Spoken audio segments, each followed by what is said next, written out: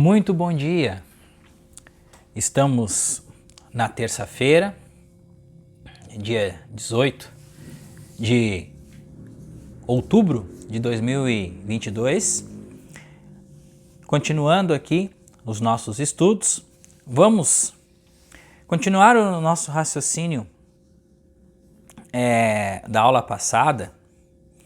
E eu vou trazer aqui uma leitura e uma reflexão sobre a última frase do estudo da aula passada, que ele diz o seguinte: o poema, usando de sutileza, diz que esse não é o caminho seguro e tranquilo, portanto não deveria ser seguido por quem espera de fato alcançar a iluminação. Vocês acham que para o caminho da iluminação existe zona de conforto? Não. Vocês acham que para chegar à iluminação espiritual é só estralar o dedo, como a gente vê muito aí na internet, que é só escolher o arquétipo tal, que você já está lá? Não. Jesus, eu vou retornar a falar o nome dele aqui, porque sempre quando a gente fala em Jesus é um paradigma. O professor Hélio Couto já tinha falado sobre isso e eu vou retomar essa análise aqui, porque existe uma situação arquetípica que quando ele veio 2000 anos atrás a ensinar, deixar o ensinamento aqui, que ainda ele disse: minhas palavras nunca passarão. Então, ele disse mais, ele disse assim: vocês entenderem tudo isso que está sendo passado aqui, vocês farão coisas muito maiores do que eu estou fazendo, do que eu fiz. Então é muito interessante que nós prestemos atenção nisso, porque assim, quando a gente está num caminho onde a gente sabe que quando a gente chegar lá naquela luz que está do outro lado do abismo, mas primeiro a gente tem que passar pelo abismo. Então, vão acontecer muitas coisinhas, perdas, vai acontecer desentendimentos. Por que acontece, meus irmãos, tudo isso?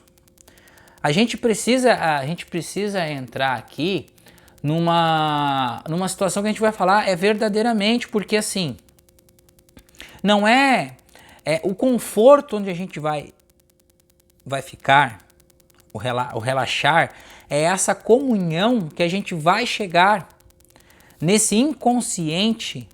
Tem um vídeo do professor Hélio Couto que se eu não me engano, está no conteúdo de sombras, que é a fluidez divina. Ele explica que tem o inconsciente no vácuo quântico onde vivem os arquétipos, que é esse inconsciente não reprime nada. É o inconsciente natural. Então, esse inconsciente natural é a comunhão com o que é, com Deus, com o tal, que está dentro do vácuo quântico. Então, esse inconsciente coletivo, onde tem todas as ideias, onde estão os arquétipos, é o inconsciente onde o desejo humano, ele está totalmente descartado. Então, a gente precisa assim,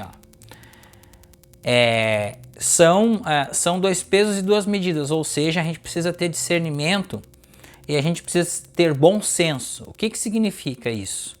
Por exemplo, quando diz o seguinte, que é sem desejos humanos, daqui a pouco vão dizer assim: então ele está dizendo que a gente não pode ter vontade de ter as coisas, que a gente não pode desejar as coisas daqui. Não é isso que eu quis dizer.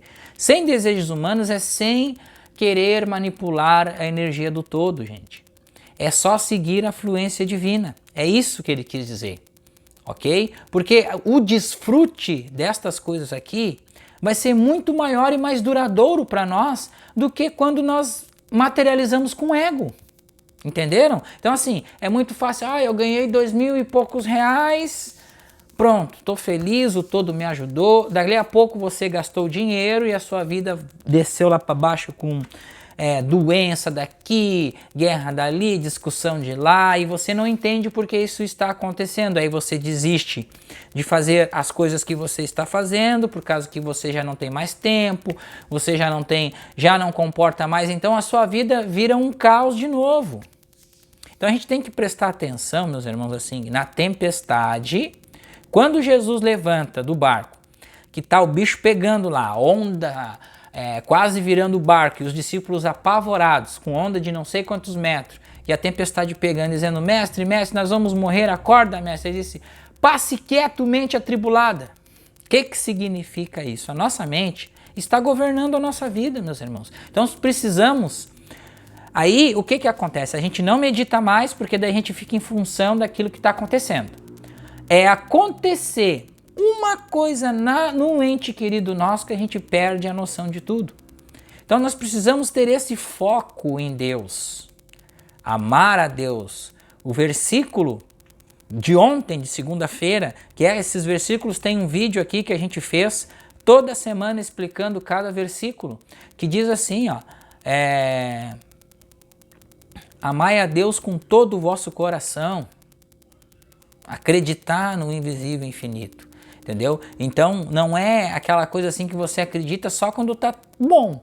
Dali a pouco, quando começa a acontecer os probleminhas, aí pronto. Aí desmorona tudo, aí se perde tudo, e aí ficou ai meu Deus, aí volta naquele mimimi de novo, e de novo, e de novo, e de novo. Vocês perceberam que a gente sai do mimimi e entra do mimimi dos problemas, porque os problemas da vida humana é o que nos atormenta. Então a gente quer coisas materiais, só que a gente quer manipular a energia da harmonia. E não é isso que acontece. A gente vai seguir o fluxo das coisas, a gente vai começar a entender por que as coisas estão acontecendo. E por isso que eu canso aqui, volto a dizer para vocês, gente, prestem atenção. Chega no final do dia, medita, trabalha a consciência, faz uma autorreflexão do seu dia. Faz tudo o que lhe aconteceu, você precisa estar no momento presente, trazer a consciência do momento presente. Bom, gente, chega de tralalá e tralelé, porque a gente tá falando a mesma coisa já, a gente vem aqui, fala a mesma coisa, vem aqui, fala a mesma coisa, e a gente não vai se cansar, tá? Por quê? Porque foi pedido na onda da ressonância muita paciência. Só que a maneira que nós explicamos é uma maneira que muitas vezes ofende as pessoas. E se ofende as pessoas, pega que é seu, porque daí você está no paradigma, você está totalmente lá, você não recebe a informação, aquilo lhe afeta, então tem conteúdo ali dentro que precisa ser entendido, conscientizado, e você não está fazendo o passo a passo que você aprendeu lá nos vídeos do professor Hélio Couto, de sombras, estudo das sombras, tudo isso, gente. Tá? Então a gente está trazendo isso aqui hoje, especificamente neste capítulo aqui, para que seja entendido, porque a estrofe seguinte vai dizer assim, ó, governo com excesso de degraus, campo com excesso de erva daninha, armazém com excesso de vazios, vestir bordados coloridos, carregar espada afiada, satisfazer-se comendo e bebendo, possuir moedas e bens em excesso. Tudo que nós falamos agora vai estar neste... Eu vou só ler aqui e vocês vão juntar as coisas, porque aquele que está com a consciência, começa a expandir a consciência, começa a entender. Porque existe um limite dentro das infinitas possibilidades, meus irmãos, cada um de nós. Olhem só, excesso de degraus é o excesso de hierarquia. Um governo em que alguém, para se dirigir ao alto escalão, precisa antes passar por inúmeros degraus de comandos inferiores. Este excesso, que simboliza qualquer estrutura moderna de muitas instâncias, apoiadas num arcabouço de normas e regimentos internos complexos e contraditórios, é o oposto da simplicidade e da margem às ações de pessoas astutas e ardilosas que utilizam dessas ferramentas para vitimar cidadãos irremediavelmente presos àqueles códigos incompreensíveis. Erva daninha é a planta que nasce no meio de uma cultura, prejudicando a produção de alimentos. O excesso de erva daninha prejudica a produção no campo devido ao fator destrutivo desta planta.